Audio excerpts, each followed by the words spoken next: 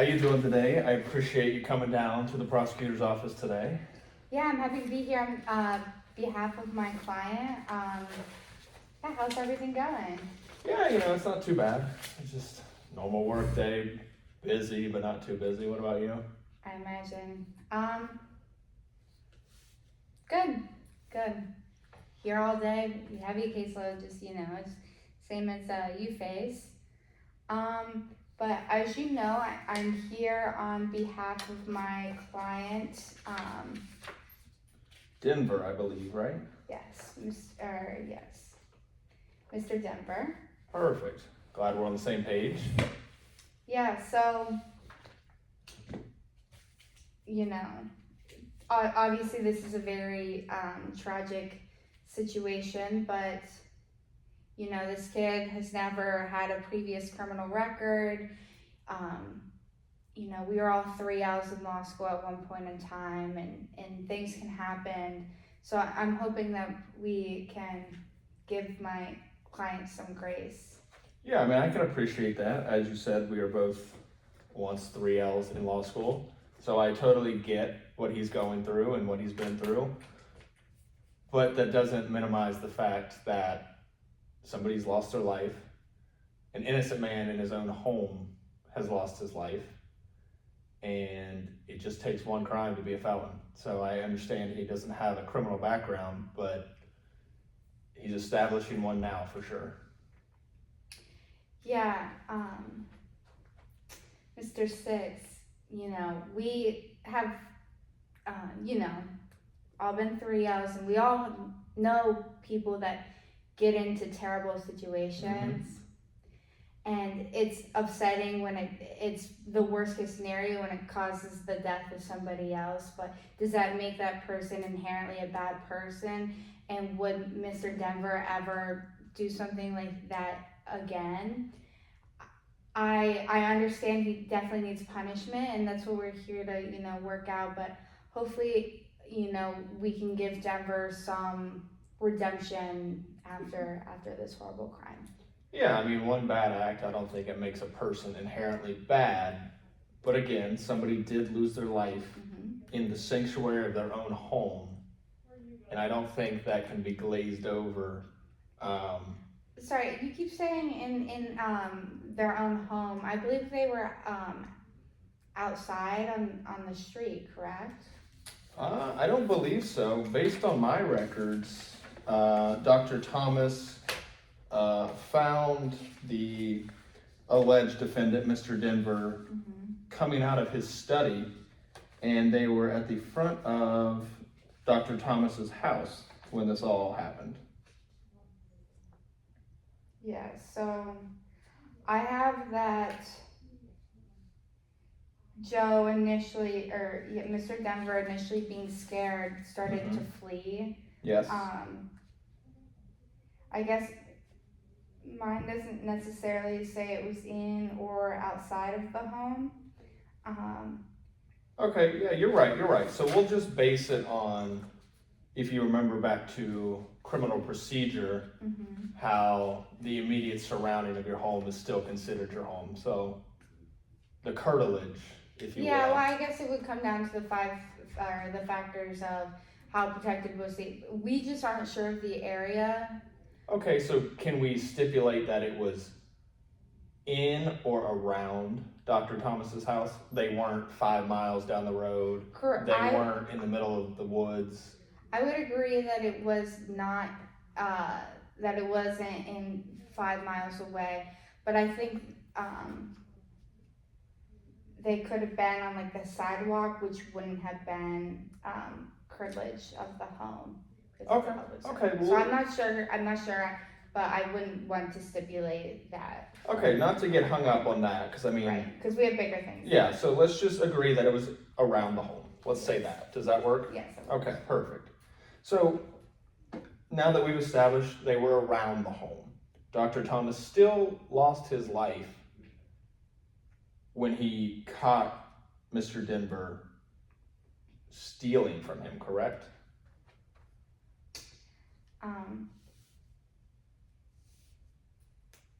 Mr. Six, so if we want to look at the actual offenses and Yeah, Sure, we can do that. how affected, or what we think Mr. Denver should face here. And I want you to know that I don't disagree. He definitely needs some punishment. I mean, Okay. the nature of the crime. So I'm not trying to come in here and get him to walk away completely free. I get it. You're doing your job. I'm just doing mine. Yes. So where would you want to place him, and for a murder or manslaughter offense, where would you kind of place him right now, and how many years? Yeah, so, I mean, you have my indictment. You've seen that, I'm sure. It's been a while. It's been a year, so we can just go back over it real fast. I have it as murder. We have larceny, burglary, unlawful possession of a controlled substance, being the cocaine, and use of a firearm during the commission of a felony. Yes. So I'm gonna have to stick there, at least for now, until I can hear more of your side, your client's side, until I'm convinced that we can move away from murder in the first degree. Yes. So I would, on behalf of my client, like to move away from murder. In our case, it shows that Dr. Thomas did shoot at my client before any other action was taken by my client. So under our criminal law, there is the justification defense, which in a case of deadly force, if deadly force is justified if a person reasonably believes it's necessary to defend against immediate use of unlawful deadly force, including grievous bodily injuries. So here, Dr. Thomas did shoot my client first, prior to my client using any deadly force. So he felt that there was no other way to get out of this situation except to use deadly force. And it's a justification. It's obviously not right, but so I would like to get that lower to manslaughter. So I will agree that Dr. Thomas did, in the heat of the moment, shoot your client first. Your client was unarmed when Dr. Thomas shot him, but Dr. Thomas, under the Stand Your Ground statute, which allows you to protect yourself and your family within your home, is acting upon what he believed was necessary. He caught somebody breaking in to his home and his office. He knows that because of his drug study that he was doing, there's likelihood that Mr. Denver got into the cocaine. It was unusually pure. Mr. Denver was used to street cocaine. He got this very fine substance. He was acting erratically. Dr. Thomas, being a medical professional, would be able to pick up on that. So he doesn't know how he's going to react to him pointing the gun at him. And yes, again, he did shoot him. But I believe, based on the facts that I have, Mr. Denver was able to get the gun back from Dr. Thomas, hit him in the face with the butt of the gun, causing Dr. Thomas to fall to the ground, and then your client shot him 3 more consecutive times. So was he acting in self-defense? He was the only one with the gun, and he was standing over top of somebody much older than him. Yeah, so I would like to address the Stand Your Ground statute. So as we learned in our torts class, and it was many years ago, so obviously some memory can get lost in that time, but the Stand Your Ground laws only apply if they're on the premises, and here we haven't agreed that they were necessarily in the house, but they could have been on the public sidewalk. And it also doesn't apply if the person is fleeing. So you can't shoot somebody from fleeing from your house because you have no immediate danger that you're facing. So we did agree that they were around the house and not necessarily in the house, but that was for when Dr. Thomas was murdered. Based on my notes and records, the shooting started when they were at the front of the house and Dr. Thomas was threatening to call the police. Correct. So then he began to flee, did get shot, yes, I agree. Because he was fleeing at that point, so that's Correct. why that's why the stand your ground statute wouldn't apply here, because he wasn't coming at Mr. Thomas at that point in time. Okay, we can agree to that. But again, did Dr. Thomas have a weapon when he was shot 4 times? According to my records, he did not. Mr. Denver had regained control of the hunting rifle, struck Dr. Thomas in the face, knocking him to the ground. Yeah, so as we previously mentioned that my client, Mr. Denver, was substantially under the influence of a cocaine overdose. Mm-hmm. So there's also the defense of diminished responsibility, and this diminished responsibility meant that he was so like out of his mind because he was unaware of how pure the cocaine was, that he didn't understand the nature of his conduct and was unable to form that rational judgment. Yeah, sorry about the interruption, busy office around here. But okay, again, I will agree that he was using cocaine that he's not used to. But again, he had the capacity to flee in the first place, Then he still had the capacity to regain control of the gun. What's to say he couldn't just keep fleeing? Even after he knocked Dr. Thomas to the ground, he could have ran away again. Yes, well, Dr. Thomas could have gotten right back up and continued to shoot at Mr. Denver in that situation.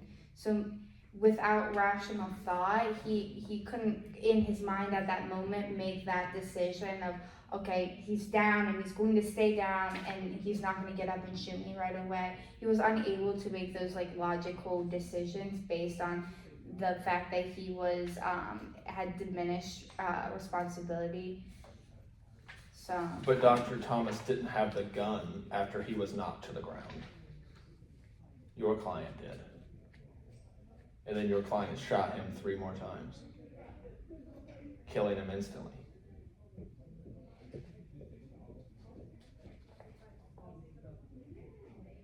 So diminished or not, he had the ability to flee, which you're using to alleviate my stand your ground defense. But after he regained control of the situation, holding the gun over top of somebody laying on the ground that he had just shot, he proceeded to shoot him 3 more times. So I don't know that voluntary manslaughter really works here, but if you want, we can move on to different points so that we don't just get hung up here and we can't come to an agreement because we both hate each other at the end. Yes, we wouldn't want that to happen. No, we would not, because we'll probably be working in the future. Yes. Working together, that is.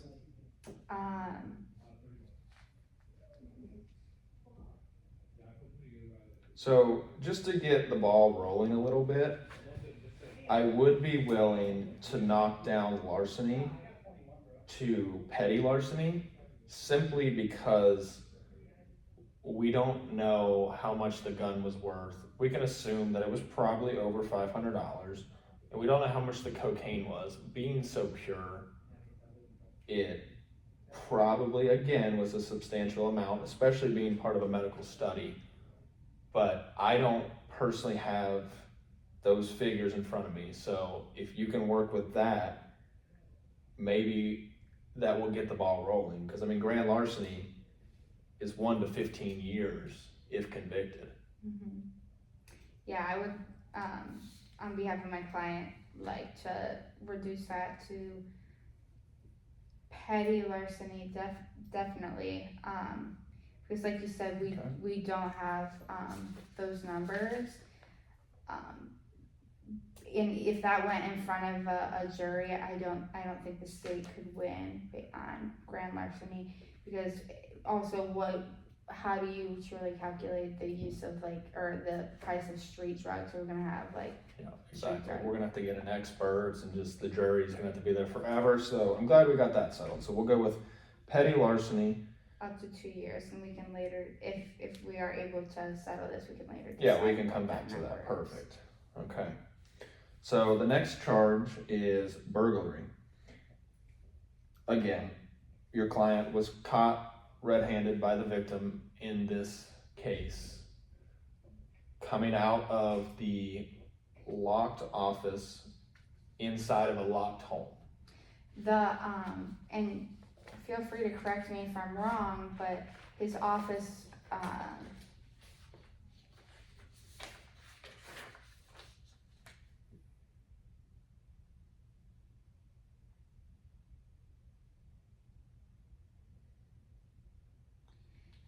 was attached in the rear to the house, but was not the house itself.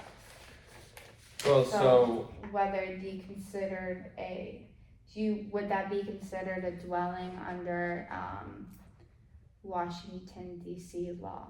yeah, I believe it is, because it's directly attached. There's no outside walkway. You don't have to leave the house to get into the office. But you did need an entirely separate key. Well, correct, but my front door key doesn't necessarily open my bathroom. That would be a separate key as well. So I don't know that argument necessarily fits here, and I have to stay firm with, because it's directly attached, no matter if it's the rear, the front, the side, the other side, the top, or the bottom, if it's directly attached, that is considered the dwelling. And so what are you looking at here within the burglary? For the charge, you mean? Yeah. So I would be willing to knock it down to burglary in the first degree. Well, isn't that because there was no deadly weapon that he entered with? The deadly weapon. Correct. He got the deadly weapon midway through. So are you really reducing a charge for my client, or are you just trying to make it seem like you're reducing a charge for my client? No, I am reducing it, because at the end of the day, no matter if it was the first second he walked in or when he's walking out, he did have a deadly weapon on him, did he not? He had a gun that clearly had bullets in it, because not only was he shot, my client was. Yeah, but that was after he was fleeing the home, which we've decided that he wasn't necessarily in the home at that point. So the burglary would have completed because it's in a dwelling at night with the intent to commit a felony. Mm-hmm. So burglary's definitely hit. Yeah, and I'm just saying, if you're trying to meet me in the middle and actually do what's best for our community and this client. I understand that Dr. Thomas was a prominent figure, so maybe you have some people standing over you saying that we really need to convict this guy, but he's a third-year law student at George Washington University. He got in trouble one night, and clearly it shouldn't be without punishment, but I'm just trying to save this kid some life. Is he ever going to pass the bar? We don't know. Maybe he'll just be a Lexus rep or something, but... Could be Themis, who knows? But, reduced down to them. You know, I'm just trying to preserve some life for my client. Yeah, sure, I get that. Your client is only 24 though.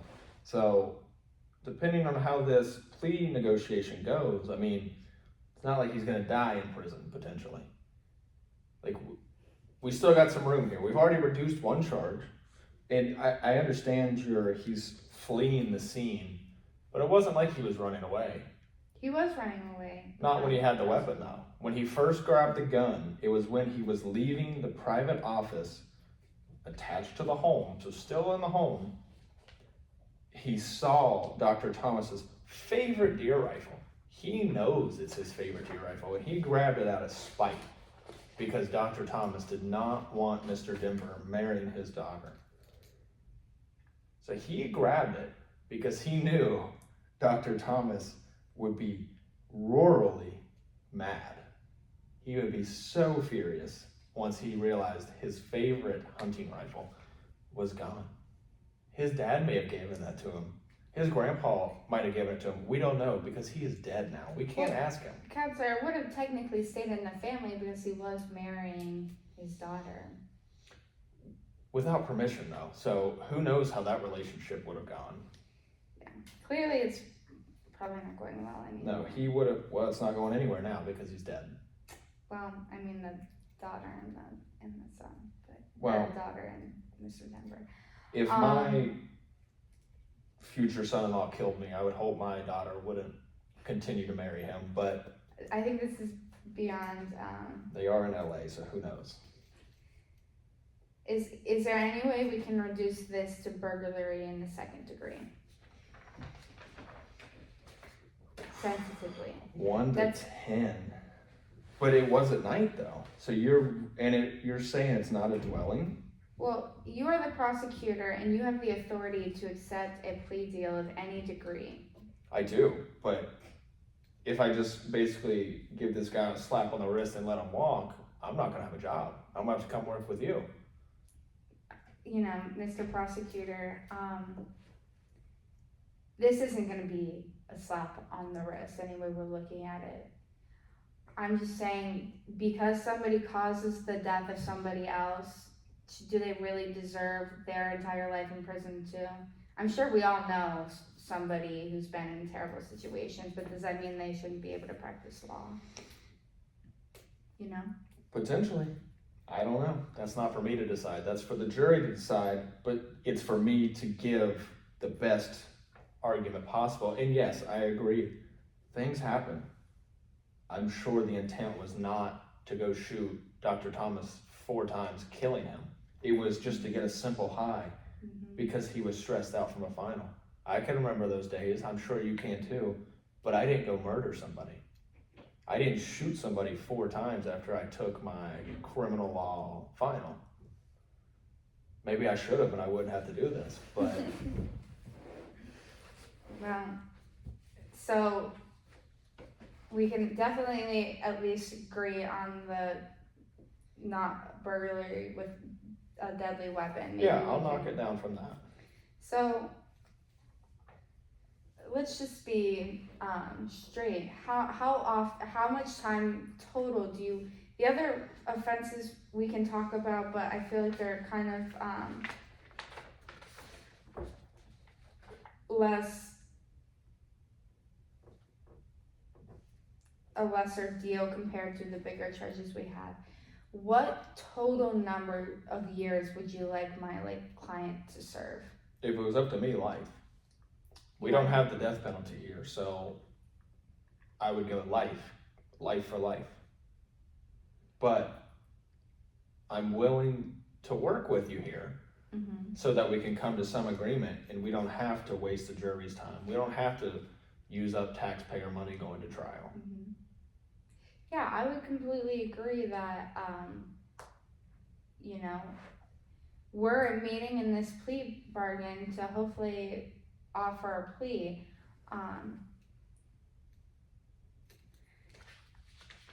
Yeah.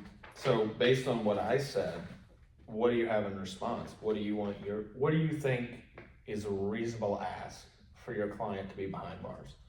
There's no way I can get anywhere near voluntary manslaughter. I can't go that low. That's if I run a stoplight and I hit somebody and kill them. That's what that charge essentially is. Or if I run the red light out here. Yeah. So you have the authority to accept any plea deal. Correct. This isn't a inherently bad person. This is a person that got in a terrible position and did a terrible thing, but that doesn't make them. These aren't the kids that are selling crack on the street in a part of a gang. This isn't like somebody that, if they were on the street, would probably ever commit this crime again. If he gets the right resources, like mental health and rehab and things to rehabilitate him, but putting him behind bars for the rest of his life isn't going to make society any better. All the taxpayers are going to have to pay for this guy to live when he could be a productive human being in society. But don't you think, like, he got into Georgetown Law, very prestigious law school. He went through undergrad, high school. He knew he was setting himself up for a great life. He was going to be a productive citizen, give back to the community maybe. He wants to marry his fiance. He probably wanted to start a family. But he did cocaine. He weaned off cocaine. Now, should And he everybody wanted- that does cocaine be imprisoned for up to 10 years of their time? Not everybody that does cocaine murders somebody. Yeah. And I know you're looking at the unlawful possession of cocaine, but that's not even what I'm referring to at the moment. Like, there's still a life just wiped off the face of the earth because he wanted to get high.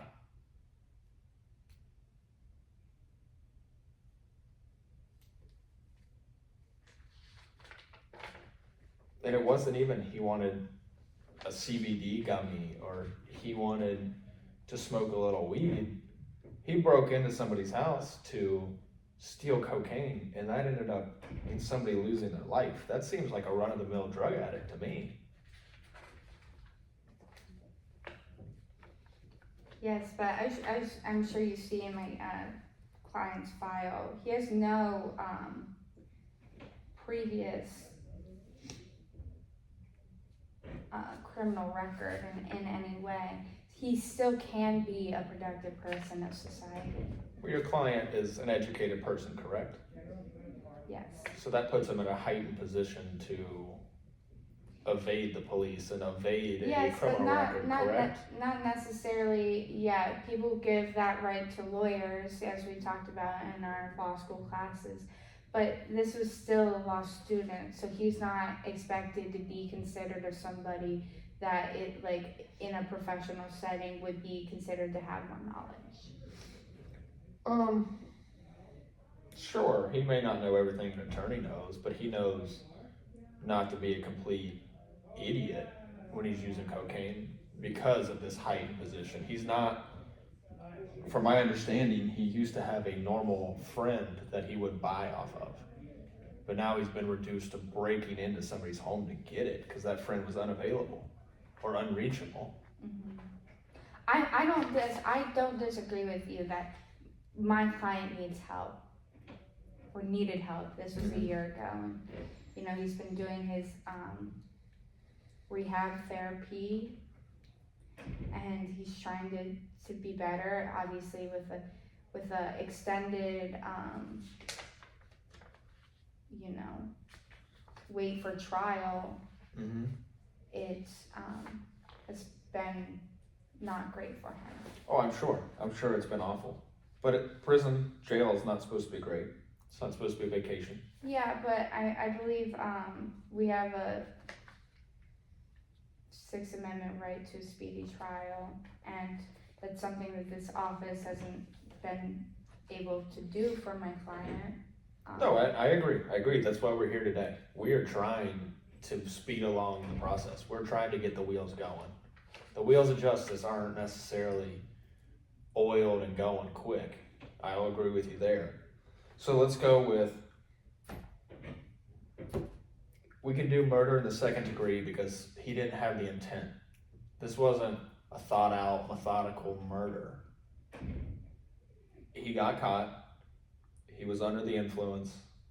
He panicked. But when he panicked, somebody died. As you just stated, my client didn't have the intent. Going in to the crime. Going into this crime, he did not have the intent.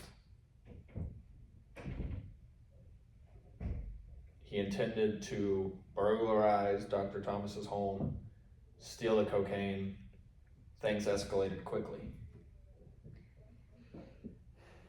And how many years would you like to give him in that murder of second degree? We're gonna have to push close to the maximum there. As we've previously stated, my client has no prior criminal record. Why do you need to be closer to that maximum when he has no previous record? Because as we previously discussed, it only takes once.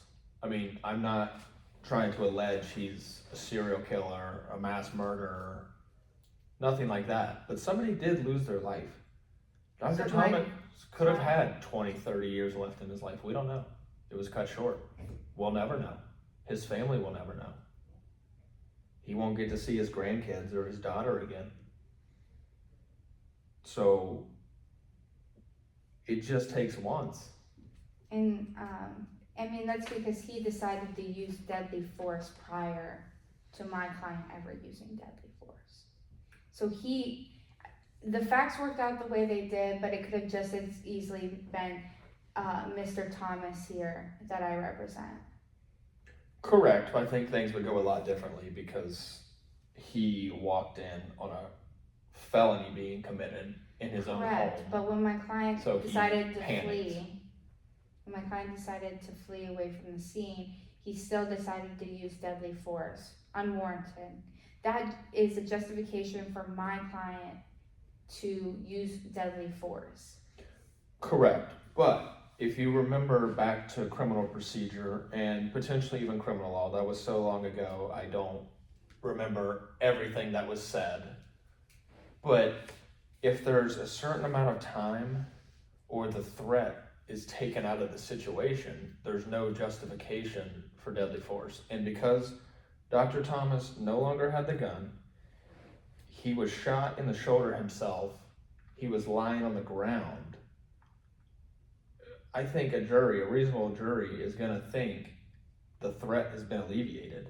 There's no longer a threat to not only shoot again, maybe shoot in the leg so he can't run after you, but he shot 3 consecutive times, killing him.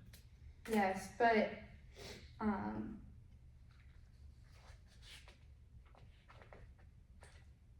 that's where the diminished responsibility defense comes in as well. Is that he was suffering from such a severe overdose that he didn't realize the extent of what he was doing at that time. And this isn't, Mr. Denver didn't attempt to escape responsibility. He voluntarily surrendered immediately after the police. So he's not some felon that didn't soon gain the ability to realize what he did following the overdose, cocaine overdose. So my concern with that is you're arguing diminished responsibility or diminished capacity, however you want to phrase it, however the law says it, it's interchangeable, whatever. Mm-hmm. But he had that, which allows him to get off of murder. But then he immediately turns himself in. So he has some capacity, some responsibility. Like, it can't just come back on like a light switch. Prosecutor, right? Do you know how long a cocaine high lasts? I do not. Do you? In my research, I have.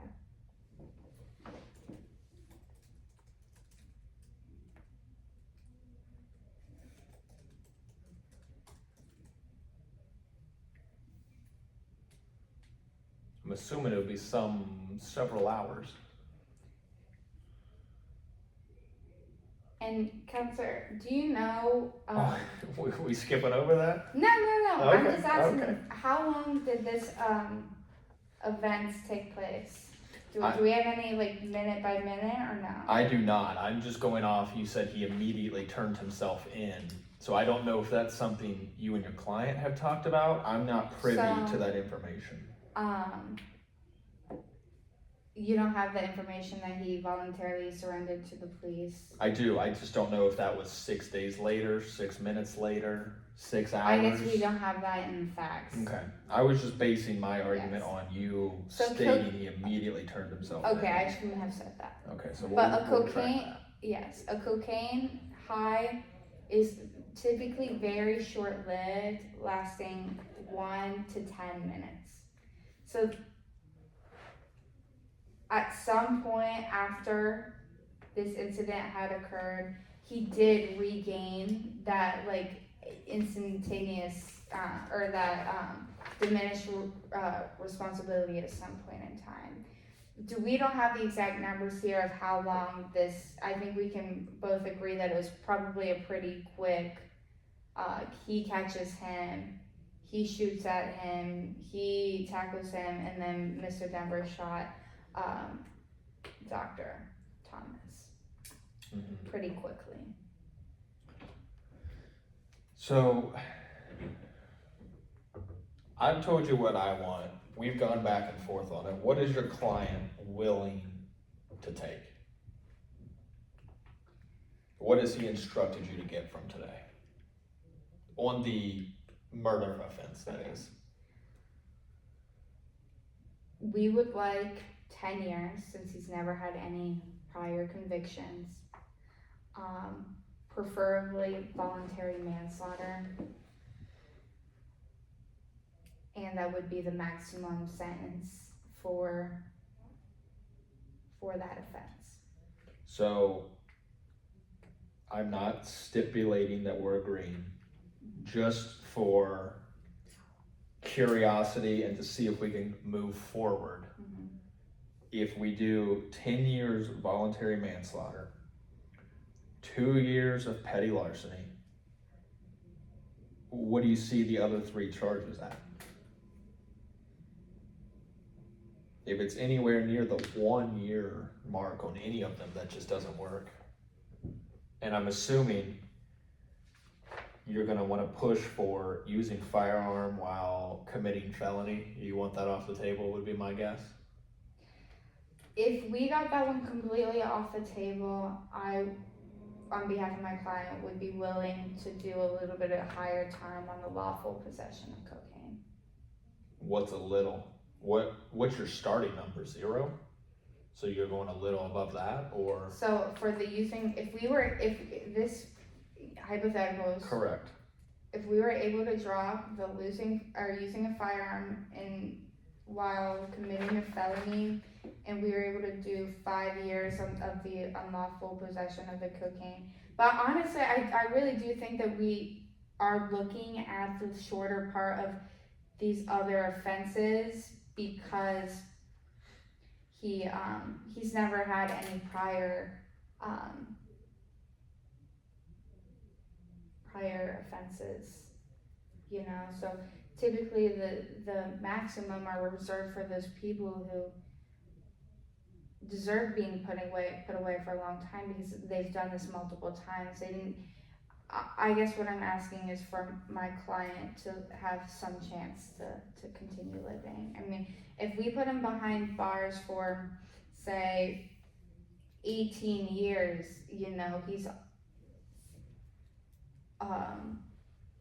he's 42 when he gets out, and he's already been behind bars for a year due to the lengthy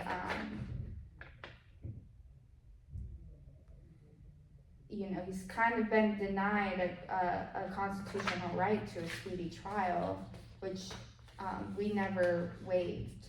So you want 18 years. So we did 10 years voluntary manslaughter. Yes. 2 years petty larceny. That's 12. You said 5 on unlawful possession. That's 17. Mm-hmm. So you want 1 year for the burglary? Or maybe we do the burglary a little higher and then lower on the lawful possession of cocaine. What if your best buddy got busted for cocaine tomorrow? Would you think that he deserves 10 years in prison or even 5? Did he get busted while he murdered somebody? Or was he just straight up cocaine? Because that is a factor. Like, I have to weigh all of the facts here. I can't. Okay. Yes, and I understand that, but double jeopardy is a thing. When we look at these individual offenses, Not that it has to be in isolation, but we have to look at that offense by itself, not in consideration with the other ones. You know, my client's facing already facing 10 years minimum in prison. I mean, he did kill somebody. Whether hypothetically he had diminished responsibility or capacity, he did kill somebody. And double jeopardy, you're saying that comes into weighing individual crimes. My understanding of double jeopardy is he gets convicted or he's found not guilty, then we bring the same charge. Yes. So I mistake a lot. Okay, that's okay. It happens. We all do. Yes. But that's why we just practice. We don't write it. But so I just taking it as a whole has to be what we're doing. I understand we're breaking each thing down, but when I'm throwing out years or charges, I'm keeping in mind that this is all compounding. It's all one sentence, or I mean, it could be consecutive sentences, but it's from the same act, from the same result. So, say we give him 5 for the unlawful possession like he wanted. We drop the firearm charge. We're at 2 years and we're at 10 years. That's 17. We've got to do better for the burglary. I can't. Can we run the burglary consecutive with the other sentences? Yeah, they're all going to be consecutive. Or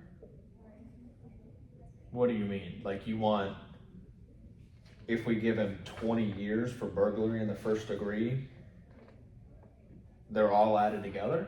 Is that what you mean? concurrent? Can we do Yeah, any concurrent sentencing?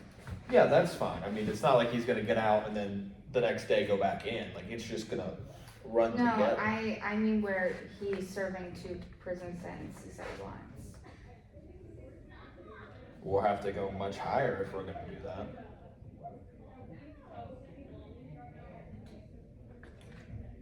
We can do them all concurrent if you want, but we have to raise the stakes. So at the end of the day, for all of them, what is your client willing to serve? Have you discussed that with him? Yeah. Okay, are you comfortable giving me that answer? Yes. We would like to keep it under 20 years. Ooh. Because that still is a lot of time, you know. Your first 20 years of life, you do pretty much all of your school up until college. That's a lot of time. But at that point, Mr. Denver could still get out and maybe have a possibility for children. Oh, guys can have children forever, so I don't know that we can necessarily. He could get into the workforce. 20 years is a long time. Well, he'll be in the workforce, just in jail, doing laundry. For taxpayers paying for his living when he could be paying for his own living. Oh, I get that, but he took Dr. Thomas, who was a respected physician who paid taxes, not only on his business, his practice, himself, his property, his personal property. So, I mean, all of that was taken out by your client, so.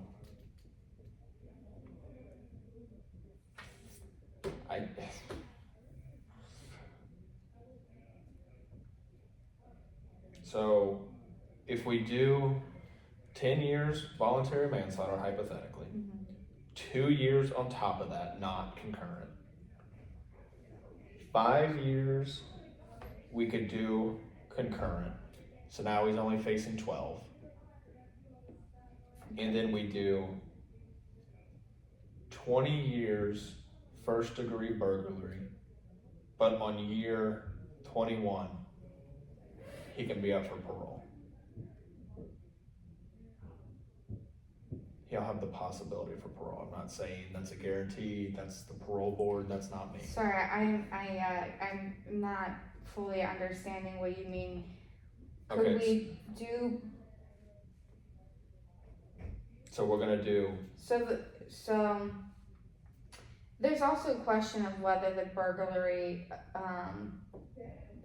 happened at night too. Based on my fact pattern, it was Sunset, which doesn't necessarily mean it was nighttime. no, but burglary in this jurisdiction is sunset to sunrise, anywhere in between. Second. Based on my recollection.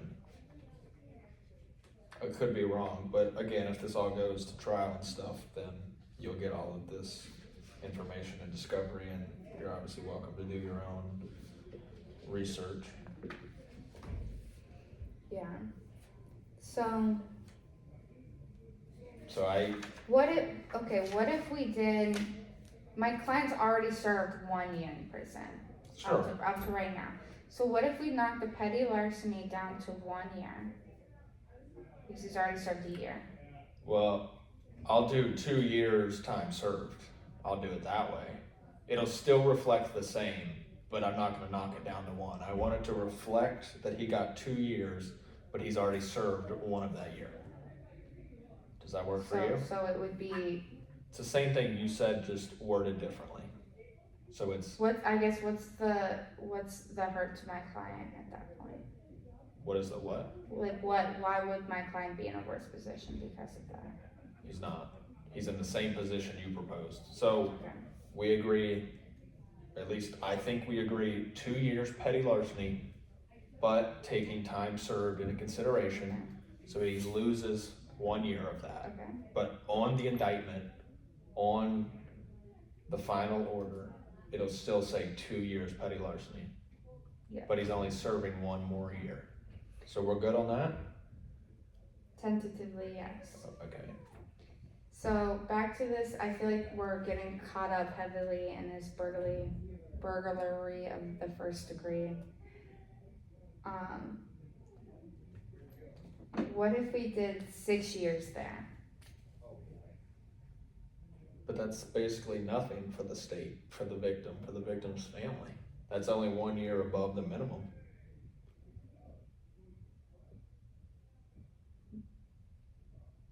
The victim doesn't benefit at all from my client being in prison. Correct. Technically. But there's still. I don't disagree that there needs to be, but we're already talking 11 more years. Even without the other 2 charges, just with the ones that we decided.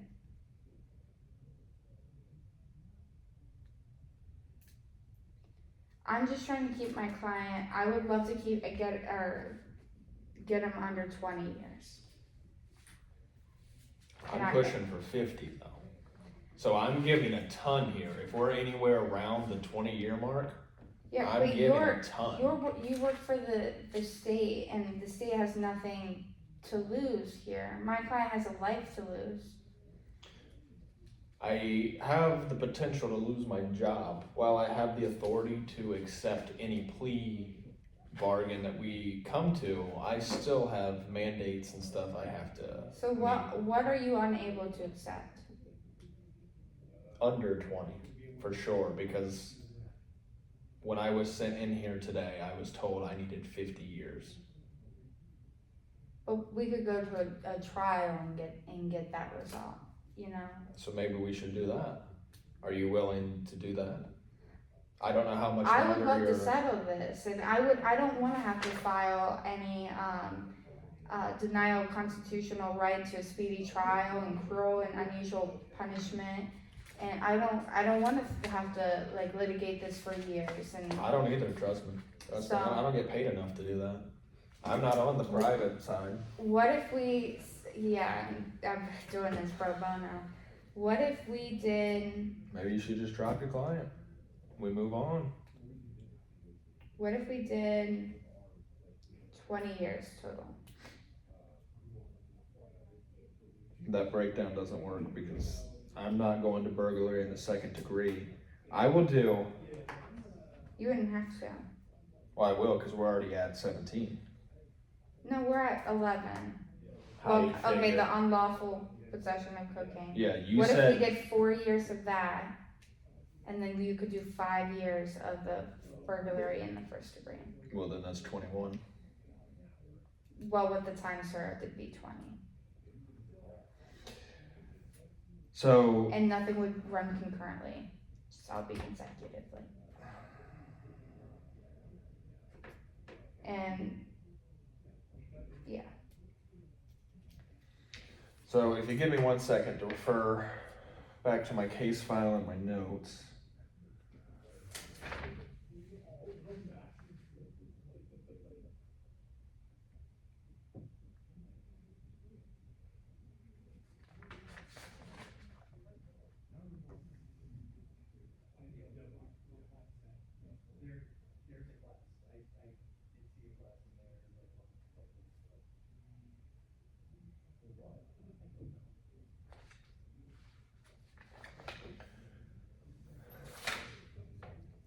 Okay, so last and final offer. I'm willing to do 10 years voluntary manslaughter plus the 2 years petty larceny with the 1 year served. So we're at 11 total there. Yes, that's what I heard. 11 left. We're at 12 total. Yeah. 5 for unlawful possession. And so that's 17. Yes. Are you willing to do 7 for the burglary first degree? Or is that just absolutely unacceptable? Could we knock down the unlawful possession of cocaine charge, and we could do higher of the? No, because that's the same degree. I mean, like, it ends up being the same thing. What if we do 7 years, but 3 of those are consecutive? So that would be a total of, 15, 16, 20. But on paper, it's 12, 17, 24. But he's only serving 20. When is he eligible for parole? With that deal, no parole. So he's doing 20. But on paper, it's 24.